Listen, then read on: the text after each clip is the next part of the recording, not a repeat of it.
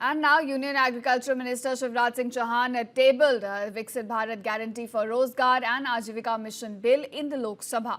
Now this proposed legislation seeks to replace the existing Manrega scheme. And the winter session of Parliament witnessed sharp debate over this bill, with opposition leaders strongly criticizing the centre's move.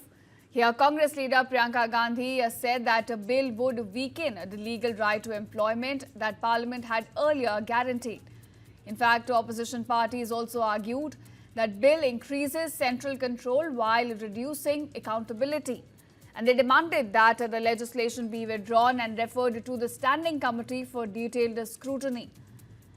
And given these demands, in fact, protests also erupted in the House as opposition MPs stormed the well, holding placards bearing Mahatma Gandhi's image. On this, defending the bill, Agricultural Minister Shivraj Singh Chauhan termed it as Garib Kalyan initiative, saying that government is now guaranteeing 125 days of employment.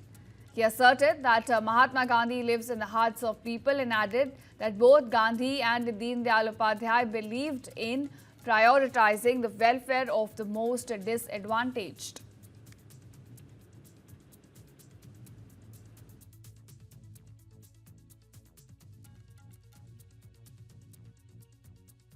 जो 100 दिन का अधिकार आपने 125 करने की बात की है, लेकिन इसमें वेतन की बढ़ोतरी, आपकी जो मजदूरी की बढ़ोतरी है, इसकी कोई बात नहीं है। बिना चर्चा के, बिना इस सदन की सलाह लिए इस तरह से जल्दी में विधेयक को पास नहीं होना चाहिए। सर, ये विधेयक वापस लिया जाना चाहिए। इसके बदले में सरकार को एक नया विधेयक पेश करना चाहिए कि गहन जांच पड़ताल और व्यापक चर्चा के लिए इसे कम से कम स्थायी समिति के पास भेजा जाना चाहिए और कोई विधेयक किसी की निजी महत्वाकांक्षा, सनक और पूर्वाग्रहों के आधार पर न तो पेश होना चाहिए और न ही पास होना चाहिए। हम टाइम बाउंड है, हमारे पास बिजनेस है सरकार के पास। मैं सिर्फ और ये सुनने दे और ये भाग जाएंगे, ये सुनेंगे ना फिर भाग जाएंगे, चर्चा का मांग करता फिर भागेंगे, ऐसा नहीं होता है।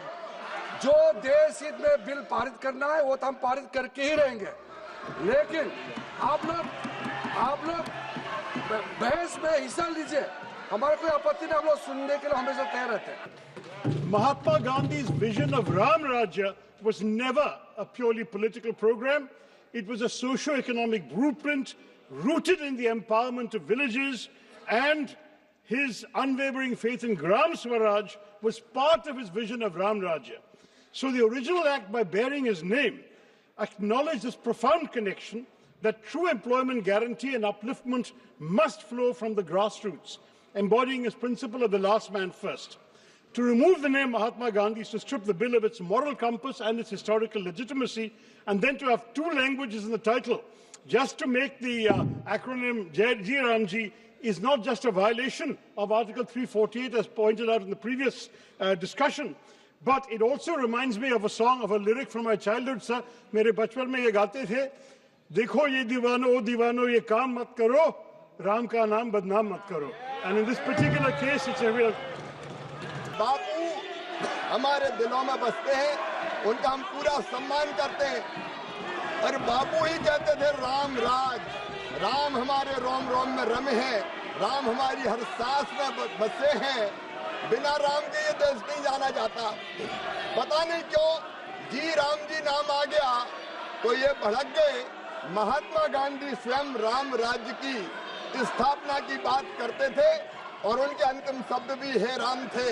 बापू जी का पूरा सम्मान करते हुए राम राज की स्थापना मतलब दैहिक भौतिकता का राम राज काहू नहीं व्यापा, हर गरीब को भरपूर रोजगार मिले, उसकी गरिमा को सम्मान हो, दिव्यांग, बुजुर्ग और महिला, अनुसूचित जाति, जनजाति, उनको और प्रोटेक्शन दिया जाए, इसके लिए ये बिल लेके आए हैं। 125 दिन की गारंटी है, गारंटी ये कहीं पर कमजोर नहीं हुई। उस गारंटी को हम पूरा करेंगे, गांव का संपूर्ण विकास भी करेंगे और कृषि और मजदूरी दोनों में संतुलन स्थापित करने का काम करेंगे। इसलिए माननीय अध्यक्ष महोदय, ये पूरा बिल महात्मा गांधी जी की भावनाओं के अनुरूप है, राम राज की स्थापना के लिए है।